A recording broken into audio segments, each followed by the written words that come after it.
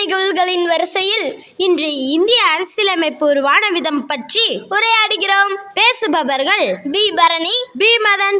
8th T for அரசியலமைப்புனா என்ன பரணி? ஒரு நாட்டின் நிர்வாகமானது எந்த அடிப்படை கொள்கைகளை சார்ந்து அமைந்துள்ளது என்பதை பிரதிபலிக்கும் அடிப்படை சட்டமே அரசியலமைப்புன்னு சொல்லுவாங்க.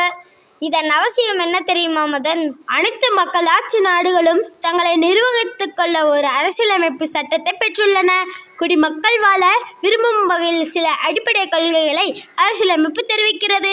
இந்திய அரசியலமைப்பு உருவாக்கம் பற்றி சொல்லுங்க பரணி. 1946ஆம் ஆண்டு அமைச்சரவை தூதுக்குழு திட்டத்தின் கீழ் உருவாக்கப்பட்டது.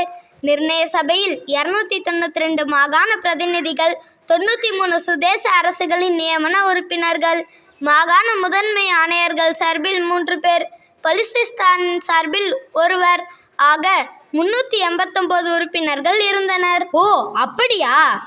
ஆமாம். 1946ஆம் ஆண்டு டிசம்பர் 9ஆம் நாள் முதல் கூட்டம் டாக்டர் ராஜேந்திர பிரசாத் தலைமையேற்க டாக்டர் அம்பேத்கர் சட்ட வரைவு குழுவில் பணியாற்றினார். 11 அமர்வுகள் 166 நாட்களில் நடைபெற்றது. இறுதியாக முகவுரை 22 பாகங்கள் 8 அட்டவணைகளை கொண்ட அரசியலமைப்பு 1949ஆம் ஆண்டு நவம்பர் 26ஆம் நாள் ஏற்றுக்கொள்ளப்பட்டது. ஜனவரி 26, 1950 நடைமுறைக்கும் கொண்டு வரப்பட்டது. ஆமாம் பரணி. பிரேம் பெஹாரி நரேன் ரைஜடா என்பவரால் இந்திய அரசியலமைப்பு சட்டம் இத்தாலிய பாணியில் அவரது கைப்பட எழுதப்பட்டது ஒரு ஆச்சரியமான விஷயம். 1789ஆம் ஆண்டு பிரெஞ்சு புரட்சியின் போது சுதந்திரம், சமத்துவம், சகோதரத்துவம் ஆகியன முக்கிய முழங்களாயின. அரசியலமைப்பு முகரையில் இதற்கு முக்கியத்துவம் தரப்படுகிறது. இந்திய அரசியலமைப்பு கூட்டம் நடைமுறைக்கு வந்த பின்பு 1955 குடியுரிமை சட்டம் இயற்றப்பட்டது. அதன்படி 1950 ஜனவரி 26 அன்றோ அல்லது அதற்கு முன்போ இந்தியாவில் பிறந்த அனைவரும் இந்திய குடிமக்களாக கருதப்படுவர்.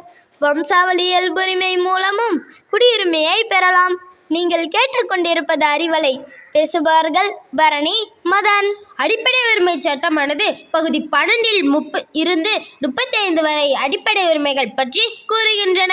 முதலில் இந்திய அரசியலமைப்பு 7 அடிப்படை உரிமைகளை வழங்கியுள்ளது. ஆனால் தற்போது 6 உரிமைகள் மட்டுமே உள்ளன. உரிமைகளை காப்பதில் உச்சநீதிமன்றம் அரசியலமைப்பின் பாதுகாவலன் என அழைக்கப்படுகிறது. அம்பேத்கரின் கூற்றின்படி அரசியலமைப்பு சட்டப்பிரிவு 32 இந்திய அரசியலமைப்பின் இதயம் மற்றும் ஆன்மா ஆகும். அதிகார பகிர்வு என்பது பற்றி சொல்லுங்க மதன். நடுவண் அரசு பட்டியல் 100 துறைகள், மாநில அரசு பட்டியல் 66 துறைகள் மற்றும் 2க்கும் பொதுவான பட்டியல் 52 துறைகள் என்றும் மாற்றப்பட்டுள்ளது. ஆமாம்.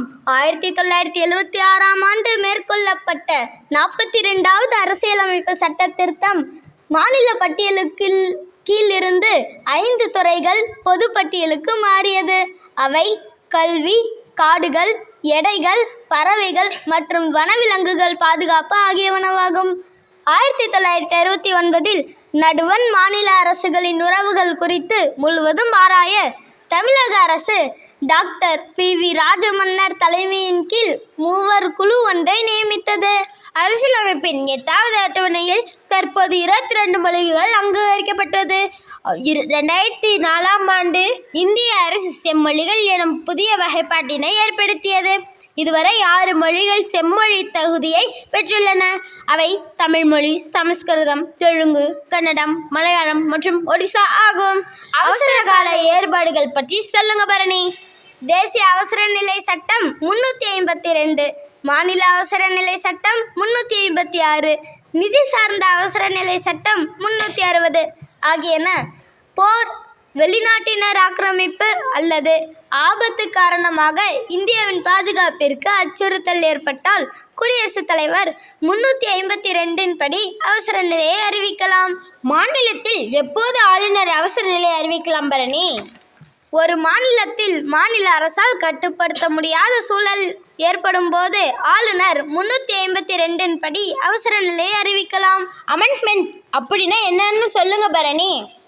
அரசியலமைப்பு சட்டம் பகுதி 20 368வது சட்டப்பிரிவின்படி நாடாளுமன்றத்தின் 2 அவைகளிலும் அரசியலமைப்பு சட்ட சீர்திருத்த மசோதா அறிமுகப்படுத்தப்பட்டு 2/3 பங்கு குறையாமல் மசோதாவிற்கு வாக்களித்தால் மட்டுமே குடியரசுத் தலைவருக்கு அந்த ஒப்புதல் பெற அனுப்புவாங்க மதன்.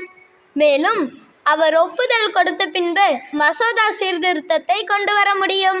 அரசியலமைப்பின் 42வது சட்ட சீர்திருத்தம் சிறு அரசியலமைப்பு என அறியப்படுகிறது. இதுபோல் இன்னும் பல தகவல்களுடன் உங்களை சந்திக்கும் வரை விடை பெறுவது பரணி, மதன். 834 பாரதி மேல்நிலைப்பள்ளி, ரெட்டிப்பட்டி, நாமக்கல்.